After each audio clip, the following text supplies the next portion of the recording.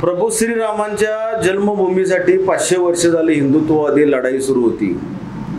त्या लढाईला स्वर्गीय बाळासाहेबजी ठाकरे यांच्या अथक प्रयत्नातून यश मिळालं। स्वर्गीय बाळासाहेबजी ठाकरे यांचं स्वप्न साकार झालं आणि अशा मंगलसमयी भारतवासियांनी असो किंवा कोल्हापूर शहरवासियांनी असो आपल्या शहरामध्ये मांस मच्छी व मद्य हे बाजूला करून त्या दिवशी पूर्णपणे शाकाहार घेऊन प्रभू रामचंद्रांना खऱ्या अर्थाने पुष्प वाहिलं पाहिजे। एकीकडे राजकारण अखंड देशभर सुरू आहे, एकीकडे 4 खंडपीठाचे शंकराचार्य वेगवेगळे बोलतात, पण आमच्या शहर प्रमुखाने असेल किंवा अन्य स्वर्गीय बाळासाहेब ठाकरे असतील यांच्या माध्यमातून आमची एकच शिकवण आहे की आपलं हिंदुत्व टिकवायचं असेल तर मुंह में राम बगल में छोरी नको, हाताला काम आणि हृदयात राम पाहिजे। हे आमच्या पक्षप्रमुखांची शिकवण, सन्माननीय उद्धव साहेबांची शिकवण आहे।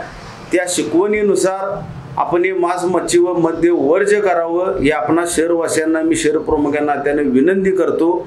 आपण पाळाल अशीच अपेक्षा व्यक्त करतो।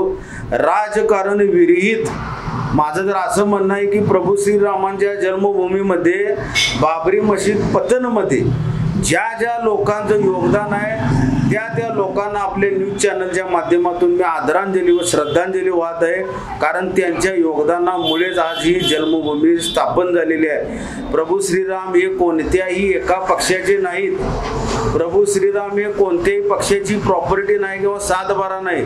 प्रभू श्रीराम हे अखंड हिंदुस्थानाचे आहेत आणि त्या ठिकाणी बलिदान देणाऱ्या नेत्यांना किंवा त्या ठिकाणी बलिदान देणाऱ्या कारसेवकांना आम्ही आज शिवसेनेच्या वतीने श्रद्धांजली अर्पित करत आहोत। व येणाऱ्या काळामध्ये प्रभू श्रीरामच खरे त्यांचे वंशज किंवा खरे वारसदार कोण असतील किंवा रामराज्य कसं चालवावं ही जनता येणाऱ्या 2024 मध्ये त्यांना दाखवून देईल।